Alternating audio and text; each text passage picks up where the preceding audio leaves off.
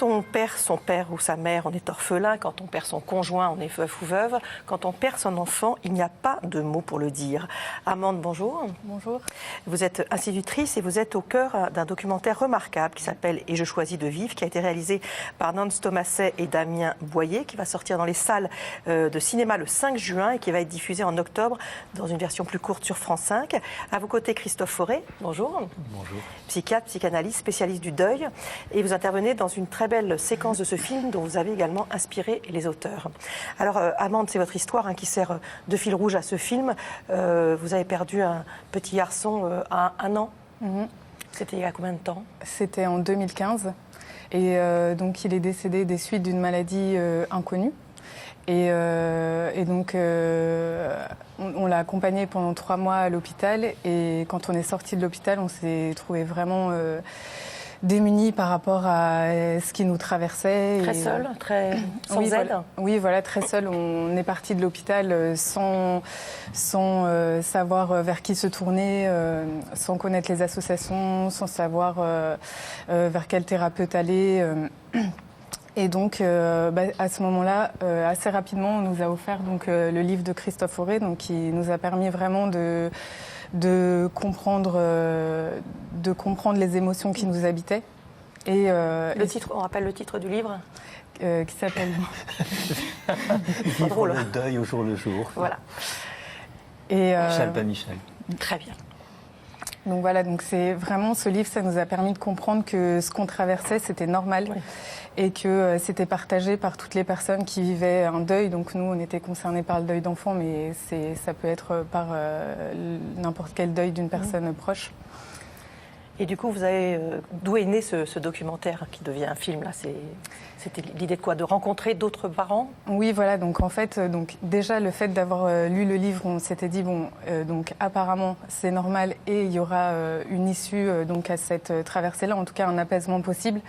Mais moi, je ressentais vraiment le besoin de rencontrer des gens qui avaient vécu la même expérience que moi et qui pouvaient vraiment m'affirmer qu'ils avaient réussi à se reconstruire, qu'ils avaient réussi à retrouver de l'espoir, à surmonter. Oui, voilà, à surmonter ce qu'ils avaient vécu et à le transformer aussi.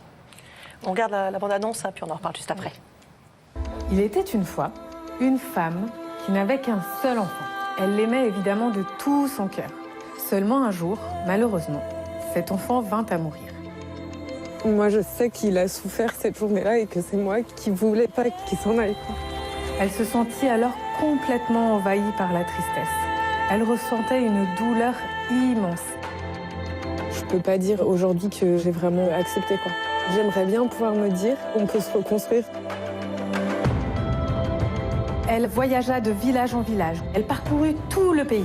Donc, comme tu m'as demandé, c'est des gens qui viendront à nous, des gens qui ont perdu un enfant, qui ont traversé cette épreuve et qui ont des choses à partager. On va passer par les plus beaux endroits de la Drôme. Et puis avoir quelques surprises sur le chemin. Pour toi, qu'est-ce que c'est la mort? Comment est-ce que tu as trouvé du soutien? Je me sentais coupable de vivre encore. Je donnerais tout pour ne pas avoir vécu cette épreuve. Le projet est magnifique, l'esthétique est belle, c'est un film utile, mais pourtant les producteurs ont du mal à vous suivre au départ. Et c'est un phénomène collaboratif et participatif qui vous a aidé à monter le projet. Oui. Oui, effectivement, on nous a souvent dit que donc, le sujet était difficile à vendre et à faire passer. Et donc finalement, on a décidé de...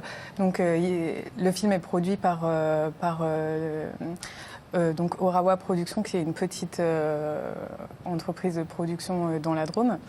Et donc, comme on avait peu d'argent pour financer le film au départ, on a fait un système de financement participatif et donc qui a vraiment très très bien marché. On a vraiment été surpris par tous les retours qu'on a eus déjà à ce moment-là.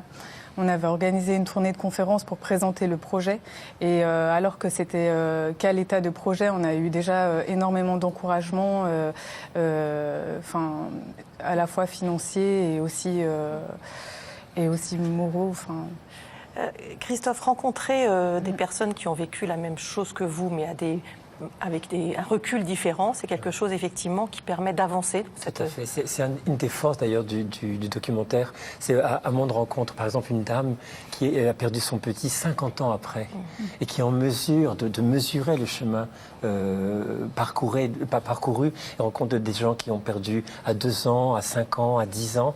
Et donc c'est vraiment un message clair aux parents qui, par exemple, qui viennent de perdre leur enfant, qu'il y a véritablement un processus et que cette promesse d'apaisement, elle est là. Ça ne veut pas dire qu'il ne restera pas à tout jamais un point de souffrance, à tout jamais en soi, n'est-ce pas, hein? Mais c'est qu'il y a véritablement quelque chose qui est de l'ordre d'une compréhension, d'une intégration et d'un changement et peut-être même parfois d'un sens nouveau à son existence qui s'ouvre. Et c'est ce que vous dites qui est effectivement très intéressant dans ce film, qui est à la fois angoissant mais en même temps assez rassurant, c'est que le manque il sera toujours là. Ouais. Et que du coup, il faut effectivement, c'est une aide pour les autres aussi, continuer à en parler, à prononcer le prénom de cet enfant qui continue à exister parce que les parents ont peur d'oublier. Exactement. D'ailleurs, Amande, on parle beaucoup dans le livre, l'idée de continuer à dire le prénom du petit, même 10 ans, 15 ans, 20 ans après, c'est absolument essentiel. Et de sortir de cette idée que le silence va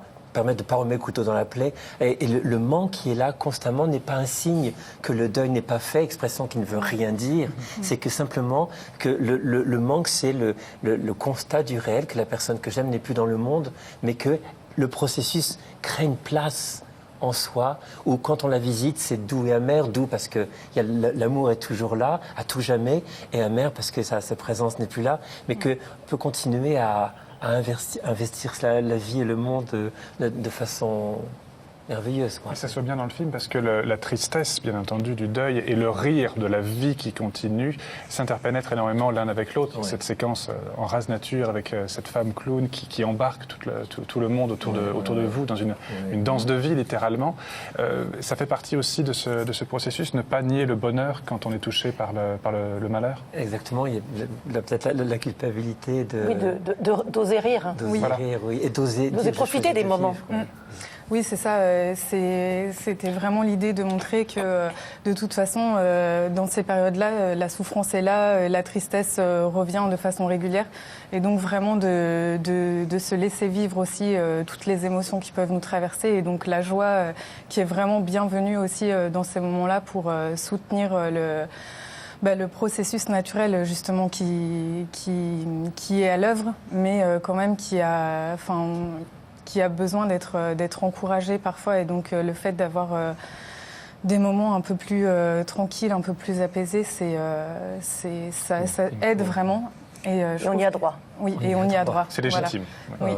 Oui. En tout cas, c'est vraiment un film maintenant absolument magnifique qui s'appelle « Et je choisis de vivre ». Donc, c'est réalisé par Nance Thomaset et Damien Boyer. C'est dans les salles dans toute la France le 5 juin. Ça sera diffusé sur France 5 à l'automne. Je signale aussi que vous avez lancé une plateforme Mieux traverser le deuil.